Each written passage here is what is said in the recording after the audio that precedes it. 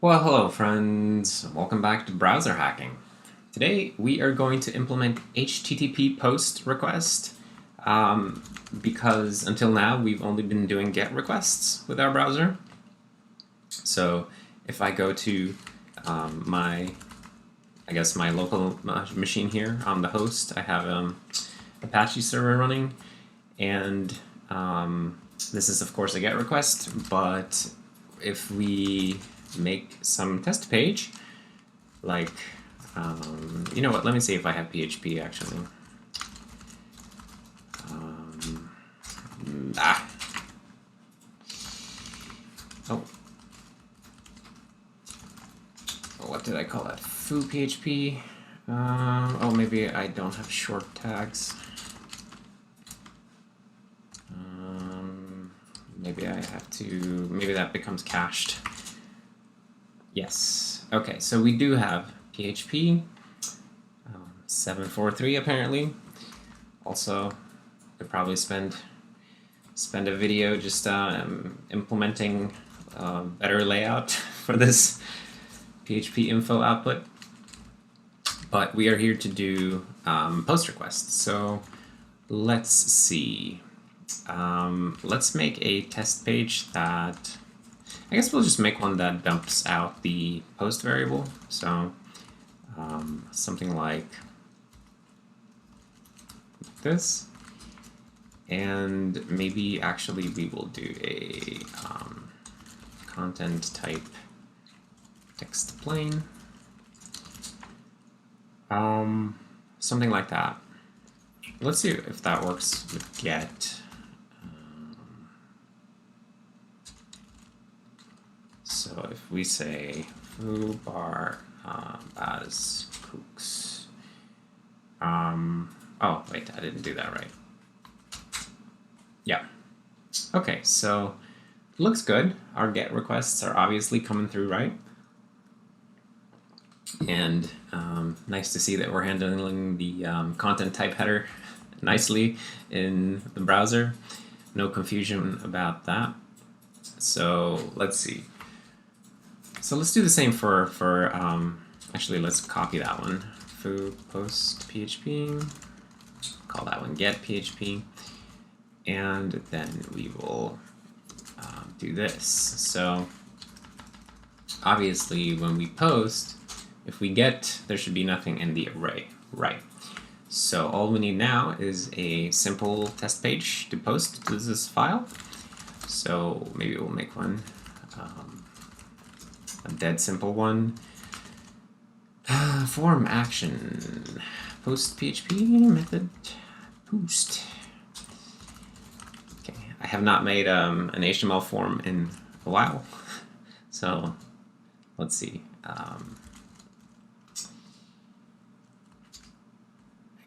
Size 20, put something, and we'll call this the something, and then we will also need a submit. Press me. Wow, it's a very fancy test page here. Okay, so let's test this out in Firefox.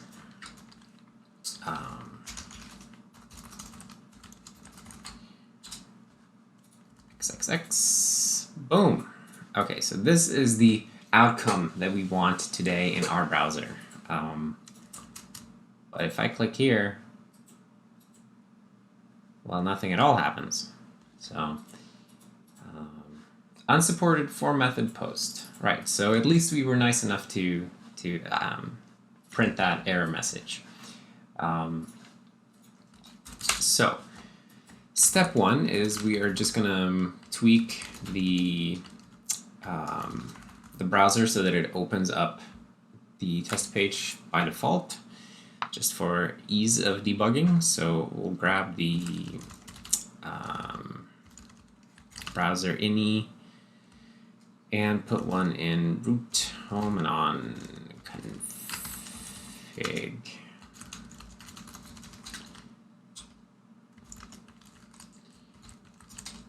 and then we will edit my homepage to be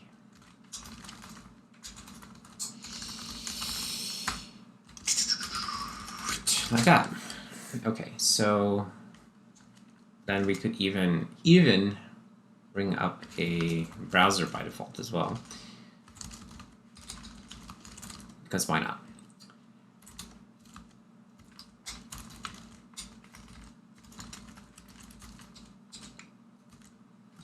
Instead of a terminal, we'll bring up a browser.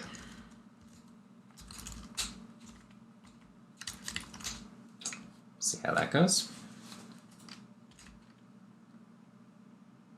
All right, very, very nice. So, of course, it still doesn't work, but at least it will come up automatically now. So that will make testing a little easier. Okay, so what was it? Unsupported for method. Let's see where this comes out. So this is in form element submit. So when you click on that submit button, we forward the request to HTML form element, and then we don't like the absence of a form action, and we don't like this particular thing. So if effective method is post, right? Effective method is just a lowercasing. Okay, that's a bit weird. Let's see, if it's not get, then we turn it into get unless it's post or dialog. What the hell is dialog? Form method dialog.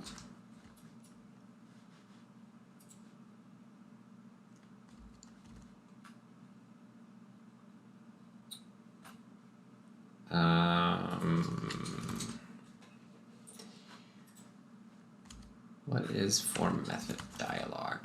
When the form is inside a dialog, closes the dialog on submission.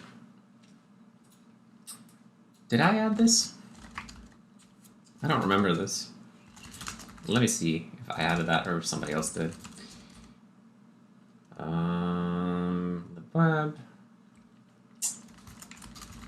form element dialog was added by someone named Shadowfacts. Indeed. Post and dialog do nothing at the moment. Right, but that does sound vaguely correct. So anyway, let's say if method equals ignoring case, or you know what? Let's not get caught up with stupid micro optimization things. So if it is post, we want to keep going.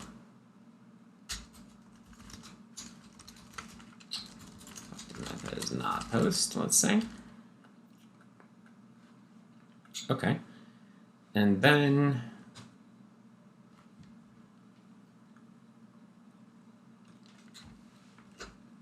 how does this work? So we make a URL, we make a bunch of query parameters, and add those to the URL. So this is strictly for get, right? So if effective method is get, then we have to build up the query. Otherwise, we don't want to do that. And then instead, when it's post, we want to include a body with the request that we make. So really, like, page load taking a URL is probably insufficient now, because we want something more like a request object that includes the method, which is get or post, and also an optional, it needs the URL, and it also needs an optional HTTP body to include for post requests. So maybe we should make load request struct. Let's see what that would look like. So page load page load request. So it would be something like URL. It's incomplete. Okay. Curl.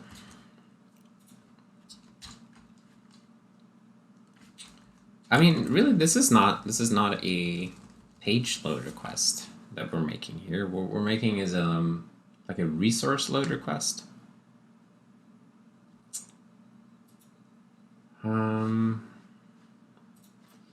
So what do we have for that? Well, we can sketch it out here regardless. So resource request, let's say, and it would have a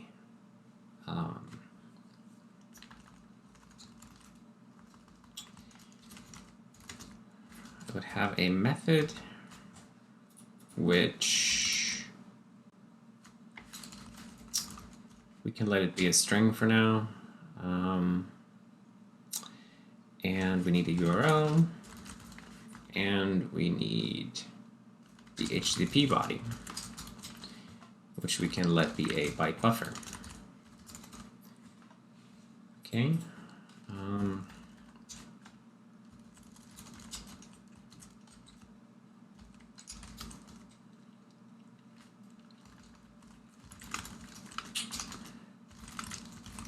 Method and the byte buffer. The byte buffer can be null, as a null state, so that's okay. Body. We can even do it this way.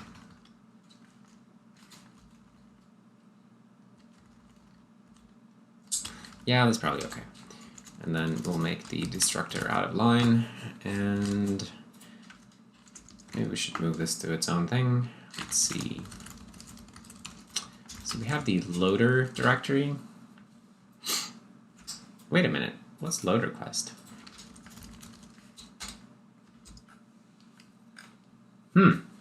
Load request.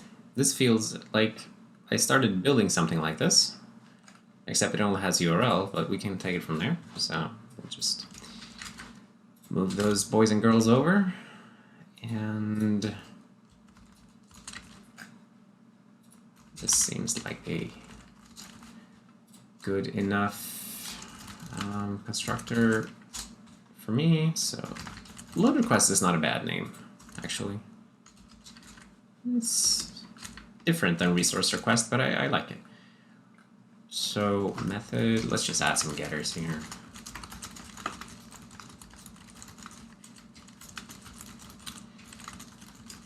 Method.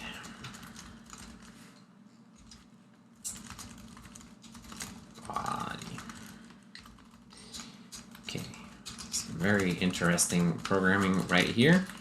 Oops.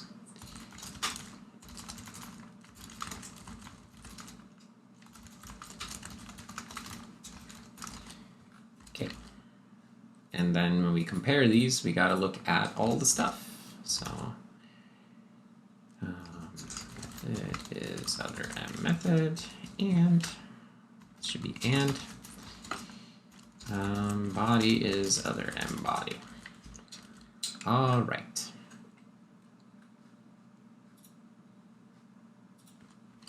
And then the hash changes a bit as well. Wait, do we have these in hashes? I guess we do. Yeah, okay. So let's see, pair int hash, the pair int hash of the URL string. Wait, does URL not have hash? Hash, no, okay.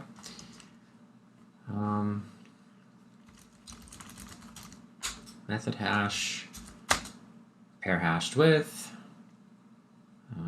string hash of mbody data, mbody size. Maybe we have to do that. All right. So, I guess that's okay. Then maybe we'll even put this constructor in line then, since we're Otherwise, we would be adding a file just for this. So body. All right, finally. Load request. Where are these even made? Various places. Okay, so the way we construct these is we make one on the stack. So I'm thinking let's make the default method be get, just to keep the existing code working. And the way you do this is you make a load request, you set the params, and then you use it for something. Sure. So we can take a look at page. So what were we doing there with the load URL? We call mainframe loader load, and he will go and create a load request. So I think we can keep this as a convenience API, but let's give FrameLoader a more high fidelity API that takes a load request.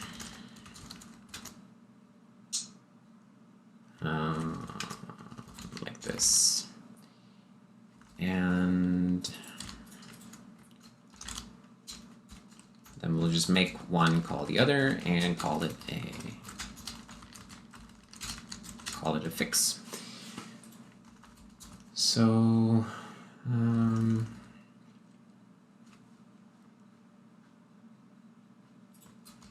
yeah, so essentially return load request type.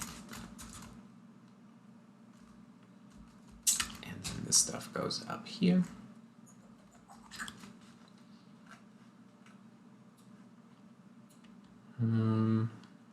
I guess we need this check upstairs as well.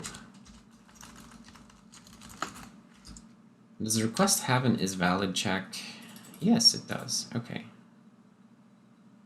Embody. Oh, wait, what did I call that? Oh, oops. Oopsie whoopsie. That's my bad. Request is not valid, then invalid. Request.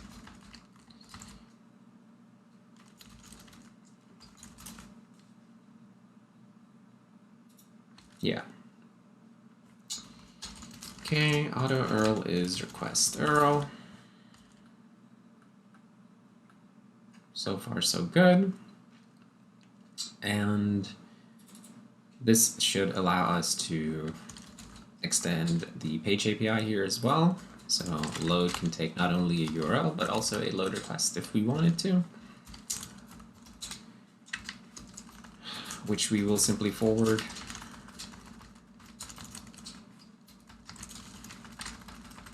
Request. Yep, that's good. And then in the form element, let's see, so this fixed me is like, we shouldn't just let the form do whatever it wants to load a new page. Yeah, but I think we'll just leave that there for now. So if effective method is get, we can do a simple URL load. Otherwise, if effective method is post, I guess actually if it's post, then we'll do the special thing. You know, and this will just be like the else, right? So if it's post, then load request. Although, why don't we just always make a request, actually? Then we don't need double pathways. That seems fine with me. So if effective method is post, then we get to make our post body. So we post format. I don't remember what the format is. I guess it's like URL encoded or something. Example.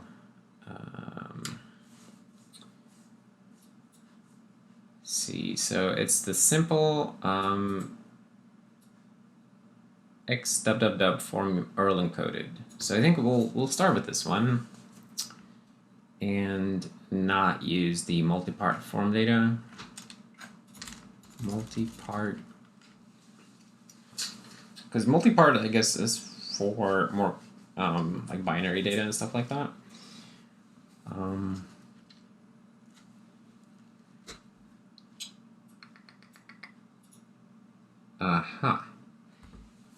Yeah, so we'll use the simple application thingy here.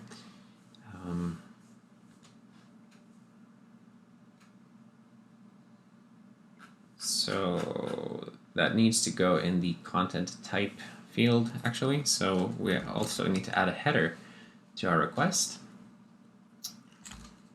Request set header.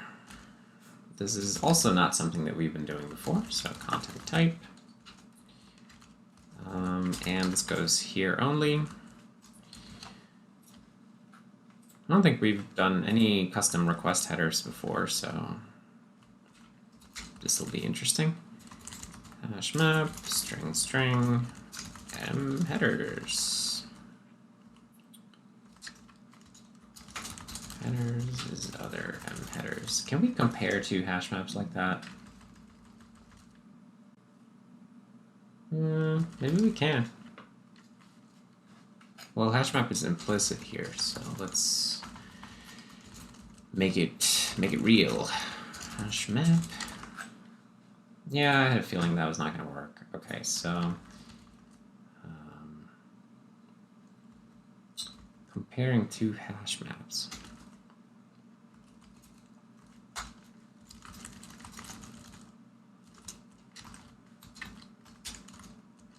Let's say m headers.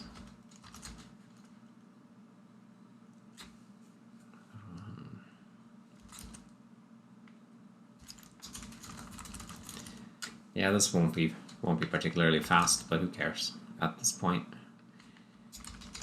Get it key is not. Well, we'll have to do this.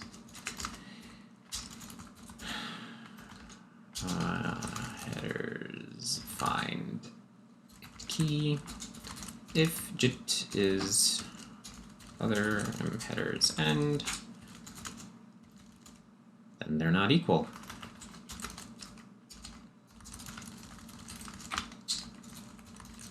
Headers size return false. Okay.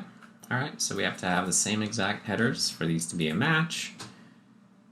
And I have to hash the headers as well. You know what? I'm just gonna be lazy and not hash the headers right now. Makes me include headers in the hash as well.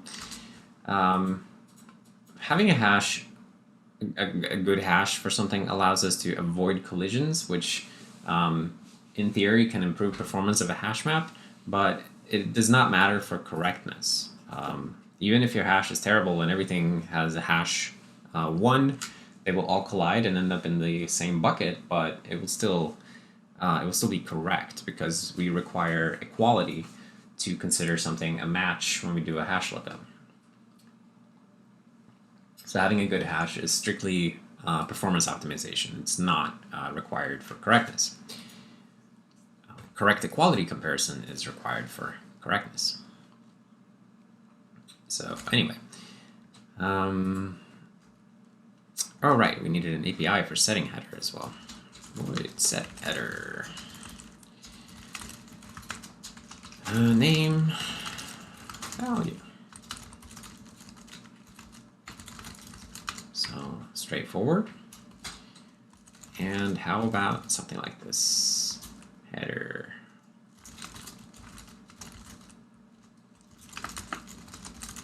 Headers get name value or null string. Okay. And that colon there is a bit weird. Okay.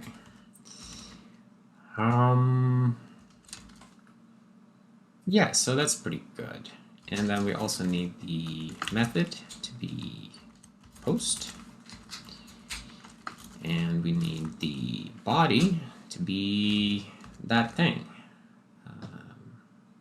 We need to encode it in this way. So actually, I guess this is exactly what we're producing here. So we can still produce this stuff. Parameters.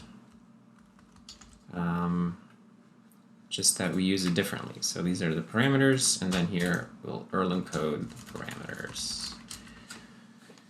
Turn that into the body. And can we make this into a byte buffer? Yes, we can. Okay.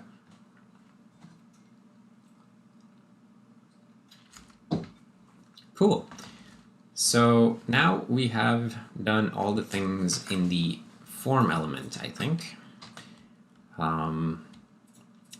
Now let's see what happens with this when we load it. So we load request. We still need to actually do something with all that information. So we're passing the request to the resource loader. Wait, this is for favicon? Oh, I see. This is just setting up a favicon load. But the call here to set resource, this is what actually causes, the load is actually caused here. So I didn't copy the most important part and move it here. Set resource, this is what causes the thing to begin loading. So, or I shouldn't say set resource causes it to load, it's this here, load resource causes it to start loading. So we call resource loader load resource with generic as the resource type and request. Okay, that's good. And then what does resource loader do with load resource? He looks in the cache. Yeah, so this cache here is probably going to make it very annoying to debug right now. I think we'll disable it probably.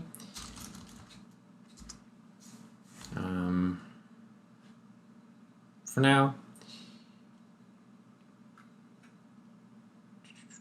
Otherwise, this will just become like you'll only get one load per browser instance, so then it'll be in cache. This cache needs to be smarter. It needs to know about expiration and stuff.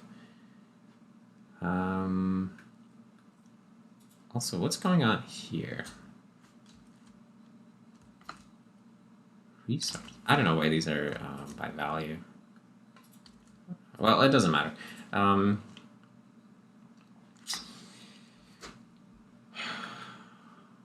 Resource create. Okay, so we're creating a resource, and then we call load, and this is where we lose everything from the request except the URL, because we call load and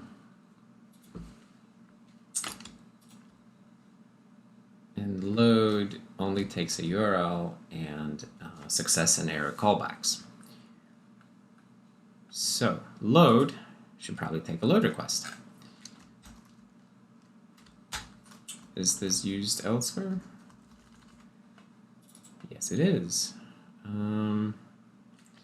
Okay, so we'll probably what we'll do is we'll break this up again into something like this, and we'll have one call the other.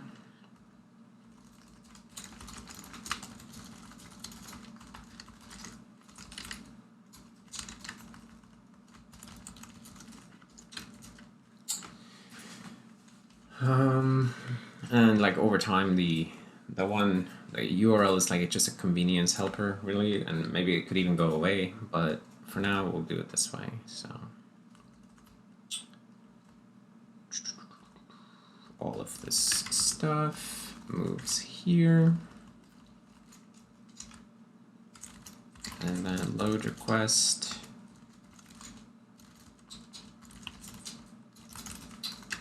I guess I didn't need that special constructor, because everybody uses it this way anyway.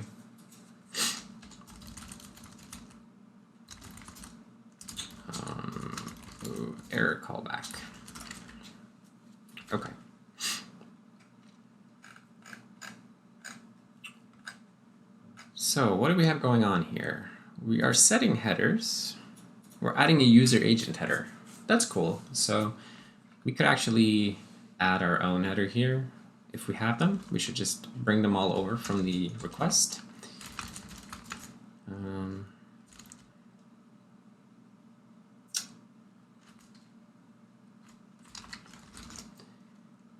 Request headers.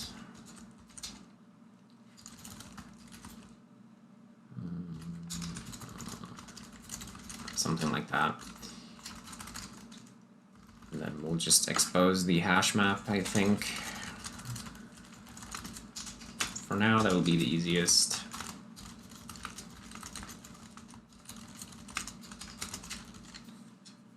So we can walk the whole hash map, include the headers, and then hopefully they will show up on the other side. And then, so what we're doing is we're using the start download API in the protocol, in the lib protocol. And that API takes a URL and a set of request headers. So I guess we want to expand this API to also take a request body.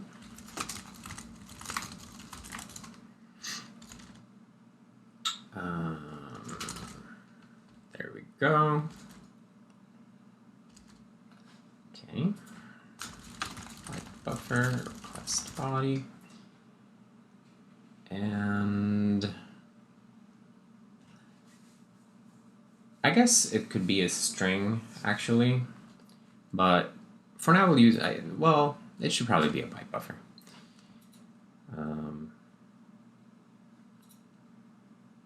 It feels more appropriate API-wise. So let's see.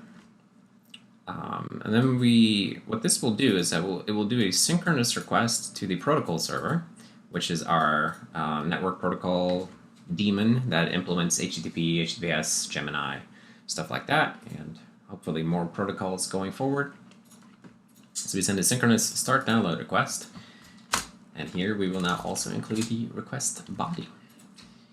Okay, and protocol server, in his IPC definition, we need to amend the start download request here to also include,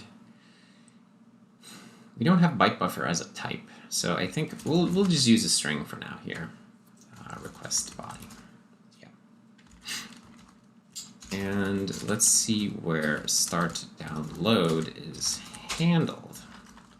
In protocol server client connection handle start download. So here we call start download on the protocol that we find for the given protocol name. So this will look up, we have like in the protocol server we have a map of all the protocols we support. So that will be HTTP, HTTPS, and Gemini at the moment. And each of those protocols is implemented as a subclass of the protocol class. So we have, for example, HTTP protocol, and this implements the HTTP protocol as a subclass of protocols. So this is the object that you would be talking to if the protocol of the incoming request is HTTP. I think the object model of the protocol server is quite beautiful, and I hope that it will continue to work because it's so simple, but it's really like obvious, which I love. So when we call start download on a protocol, now we'll just have to include the request body, which is not there yet, but if we just do a rebuild, then it will be code generated into existence. And then, oh wait, where am I messing that up? Protocol client, line 56. Request body. Oh, right, because it needs to be a string. So string copy. Yeah, it's a little bit weird, but it's gonna be okay. And here we have too many arguments, of course, because we didn't actually change the API yet. Byte buffer request body. Yeah, so we'll at some point we'll like teach this thing to be a byte buffer, but for now we'll just marshal it as a string. I think that'll be okay, because essentially the way we marshal strings across the IPC boundary is we just say like, here's the length, and then the next n bytes are the string. So effectively we send it as a byte buffer, and we don't care about like null terminators and stuff like that. So in the IPC layer, like a string is essentially a byte buffer. But just for type clarity, we're doing this now. It's probably something we could change. Anyway, enough about that. Let's go and update all of the implementations of start download. So first off, we just need to change all of these classes so that they take the request body. Then we need to fix all the implementations to care about it. For Gemini, I don't know what we're supposed to do here, so I just won't do anything with it. Then we can look into that later. I don't know if Gemini has request bodies. Okay, so HTTP protocol and HTTPS protocol are extremely similar. We've tried to share as much code as possible between them. Still, it could probably be improved further, but it is pretty good. So here we want to set body, if we have one, request body. HTTP protocol. So now we have to, this is in libHTTP, which is a shared library for implementing both HTTP and HTTPS. And there's the HTTP request type. So here, this guy, oh look, here we have method as an enum. That's nice. Missing some methods. Anyway, we need the body here. So byte buffer body. And then byte buffer body.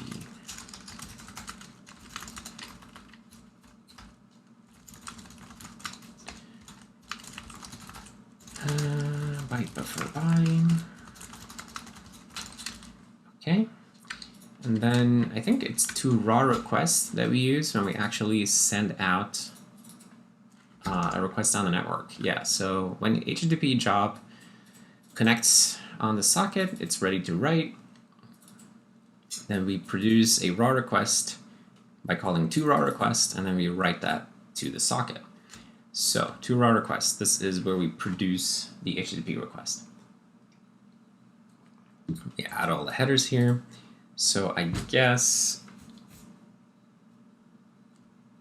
let's see, after the headers come new line, and then the body.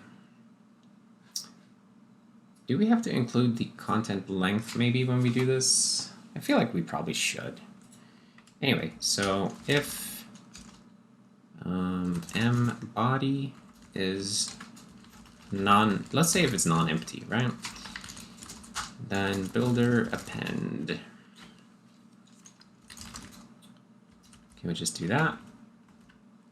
No, too easy. Okay, so m body size. Const char, please. Okay. And then do we need to do another new line? I'm not sure if we should do another new line after that. I think probably.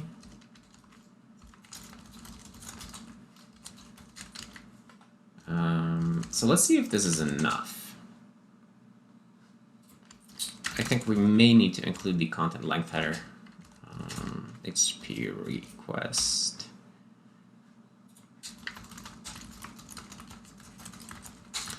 I mean, it's not difficult to produce that, so maybe we can just do it right away. Content, type, request set header, content length. guess we need to do this first then, if we want to body. If we want to know how big the body is, so content length is going to be body size.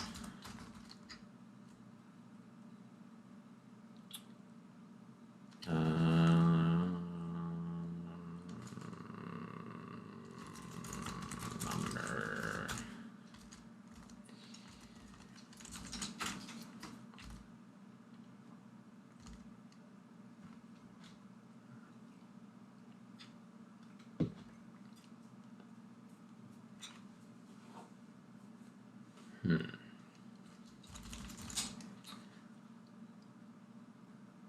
I feel like we covered everything,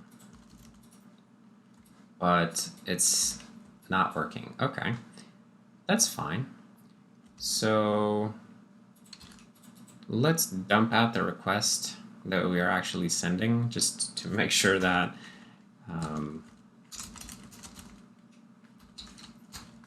that we're doing this right. So, oh, that's actually perfect. This is exactly the debug output I want. Dump out the raw HTTP request so I can look at it. Because maybe we forgot to plumb something somewhere.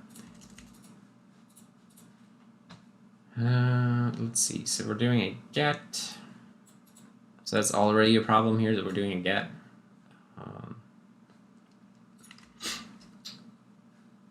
So why are we doing a get?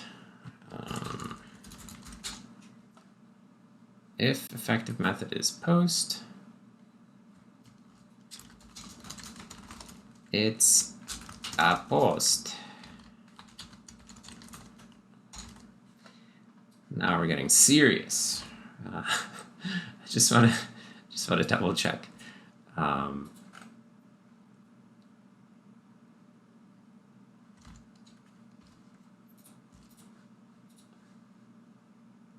It's a post. Yes, it's a post. So that should work. Okay, so we go here, load. Oh, look, this is red right here. I forgot to save. Oopsie.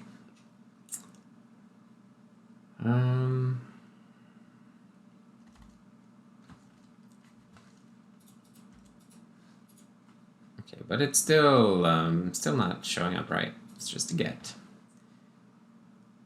Okay. Load resource. Bypass the cache. Fine. Oh, look.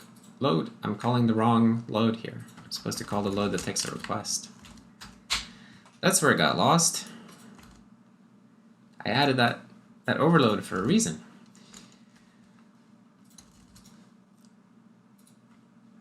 Alright, so still no good. But we have the right, at least now the headers are coming along, although it's still a get for some reason. And then eventually it loads, which is also weird. I guess because oh shit, we never sending the method across. That's, how would the protocol server know to change the method since I'm not telling him what the method should be? So start download should probably have, maybe we should even put the method first. Let's do that, because why not?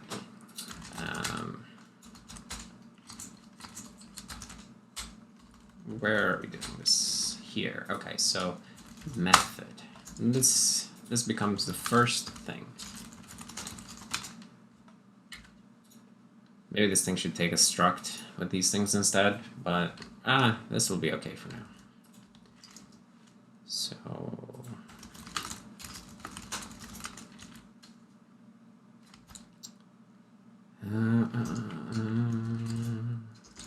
who's using this? Start download.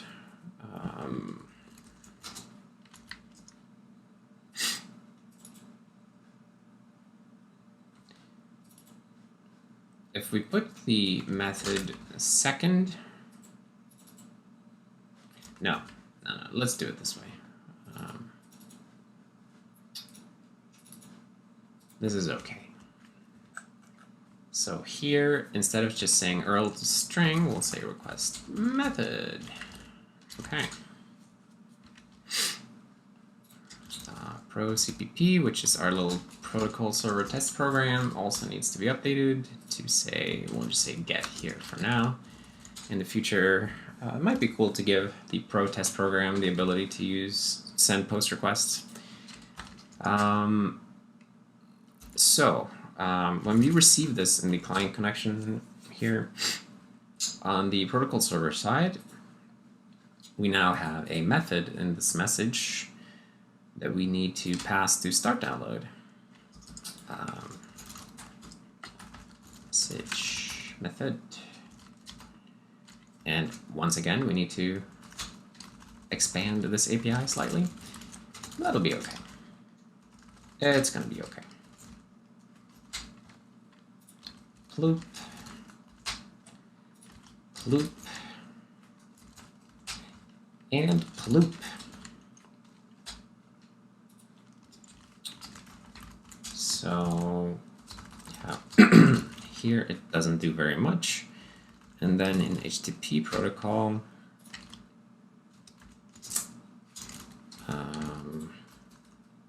set method. So here we're always setting get. So what we'll do now is we'll just, if it equals ignoring case get, or let's say if it equals ignoring case post, then we'll set post, else fall back to get. I don't know. Well, we can do something nicer here later, but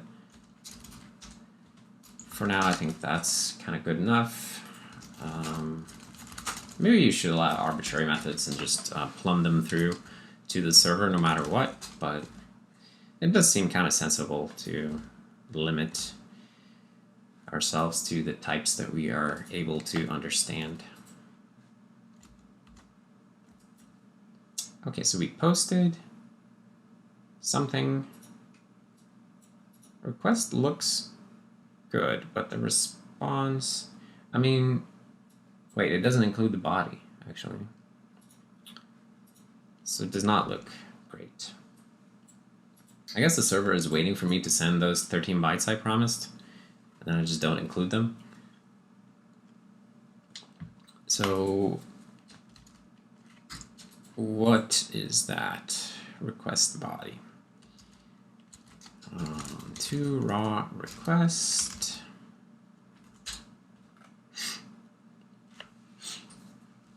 Body is non-empty, supposedly. I mean, it's supposed to be, but I guess it's not.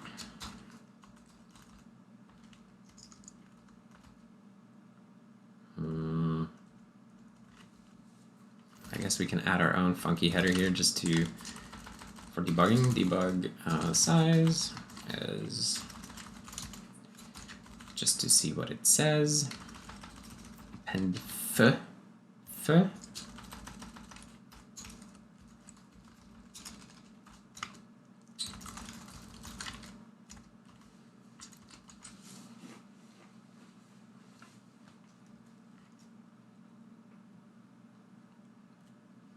Where are we missing the plumbing?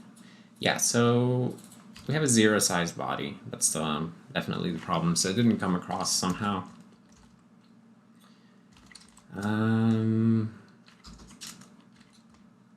Where are we forgetting to send it across? Start download. Let's see if we have it in protocol client here.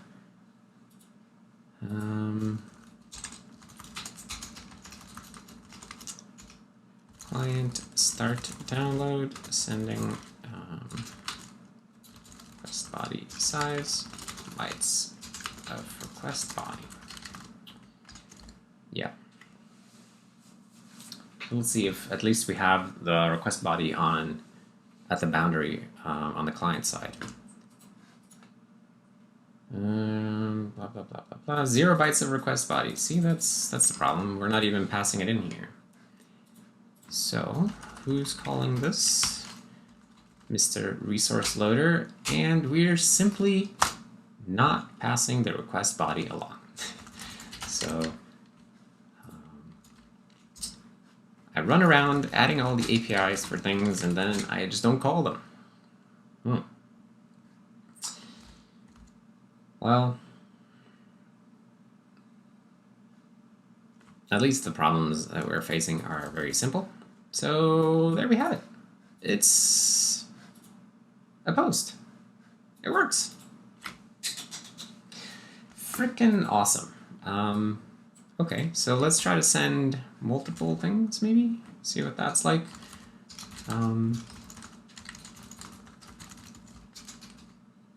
Oh, actually, I forgot that this is on my server. So we'll have 2 fields. Put more. Okay, very interesting. Now we have 2. Also, shouldn't the submit actually be included, or I don't remember how that's supposed to work. X and Y. Okay, so that works. That's really cool. And X, Y, Y. Okay, so that's fine. What is the thing with the submit button? It's supposed to generate something if you name it, maybe? Is that it? Or if you give it a value?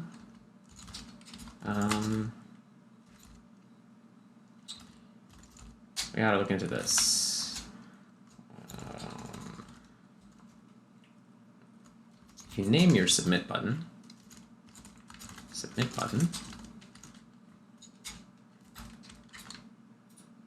then it does that. Yeah, that's what I was looking for. So, I wonder if ours handles this. X and Y. It does. Oh, beautiful. It already works. That's so cool. Okay. All right. So basically we have post requests working. That's very cool.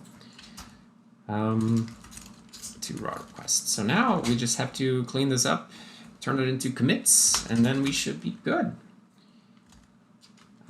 And let's not dump out the requests every time. So let's turn that off. Okay, so let's commit stuff. Actually, let's see what we have.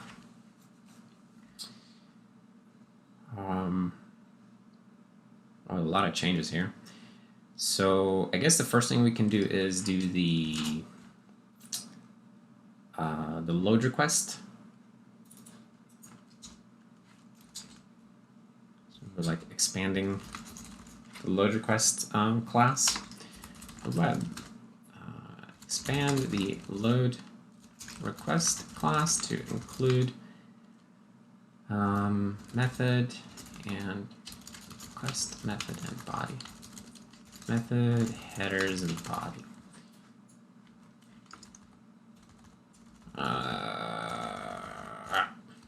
Okay.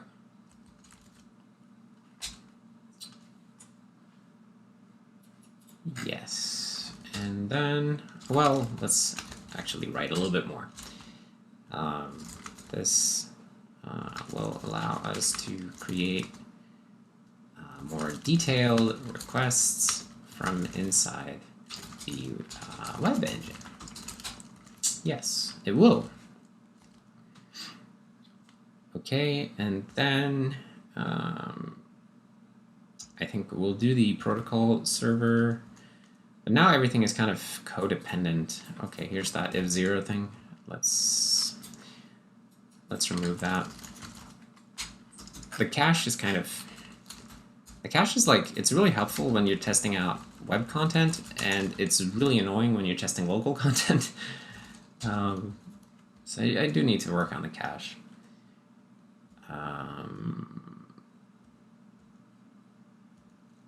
So we'll have to do the protocol server changes all in one go.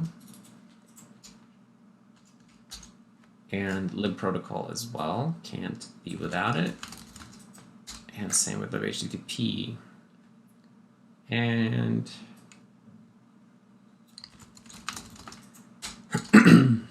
but then, what was this one?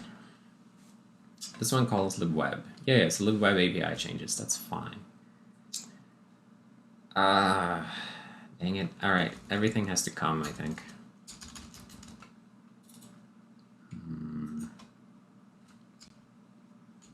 Yeah, we all have to come. Except the form element. I think we can do without that one.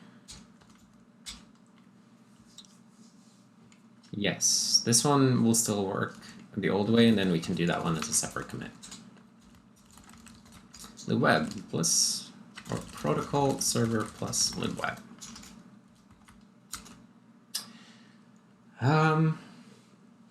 Support arbitrary or more detailed HTTP requests. This patch adds the ability for protocol server clients to specify which HTTP method to use and also to include an optional HTTP body, request body.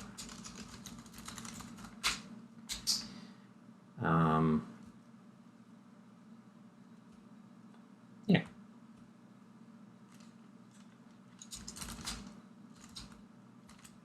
And then this one finally just makes use of it. Libweb. Support form method post. Let's just write it this way.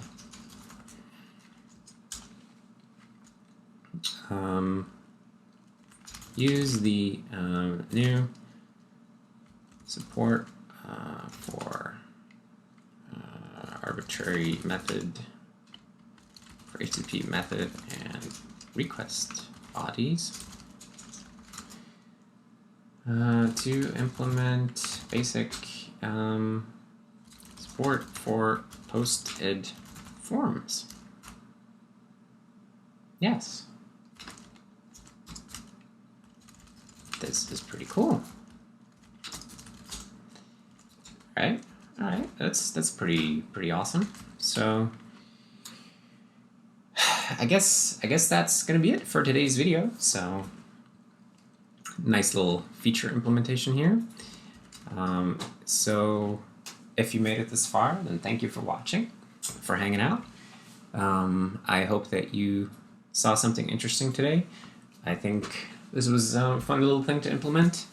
I kept forgetting to use the new overloads that I added, so this is a very silly debugging, but it was also pretty easy, so that's nice. Yeah, it's nice moving forward with the browser, one step at a time, and I guess that's the end of the video. So I will see you next time.